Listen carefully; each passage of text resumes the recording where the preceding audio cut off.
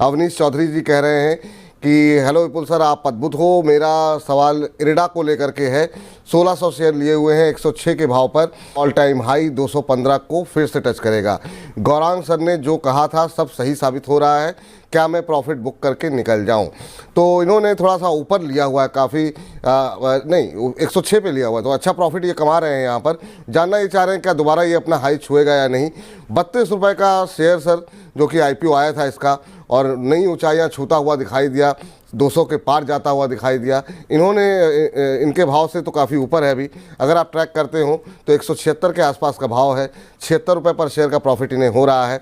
ऊर्जा क्षेत्र पे आपकी राय, और अगर इरिडा अगर आप ट्रैक करते हो तो?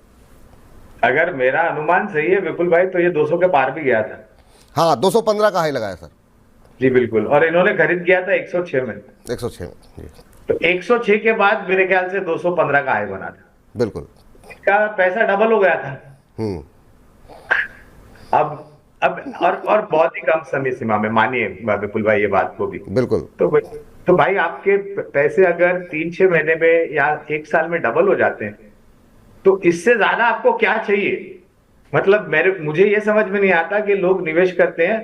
आप FD में निवेश करते हैं विपुल भाई, तो आपको 7-7.25% मिलता है। महंगाई दर और टैक्स निकाल करके मुश्किल से आधा टका या 1% का रिटर्न मिलता है। बिल्कुल। आप हर महीने बैंक में जाकर के अपने मैनेजर को ये नहीं पूछते कि भाई मैंने इतने पैसे डाले थे, कितना ब्याज जमा हुआ।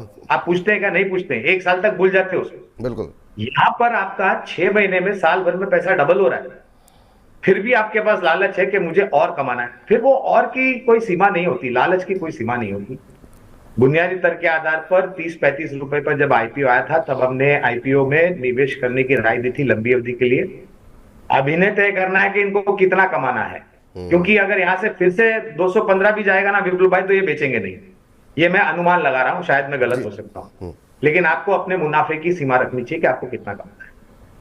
चलिए, बहुत महत्वपूर्ण बात है कि जब भी आप कहीं पैसे लगाएं तो एक मन में एक धारणा निश्चित कर लीजिए, चाहे समय सीमा को लेकर के और समय सीमा से ज़्यादा लक्ष्य को लेकर के। अगर आपके लक्ष्य 1 महीने में ही पूरे हो जा रहे हैं या 6 महीने में पूरे हो जा रहे हैं, तो फिर बहुत लंबा रखने का क्या फ़ायदा। एक मुनाफा बुक कर लीजिए, बाजार में उतार चढ़ाव बना रहता है, फिर नीचे आए तो उस शेयर में या किसी दूसरी जगह पर आप पैसे लगा सकते हैं। ये आपके लिए राय निकल करके आ रही है।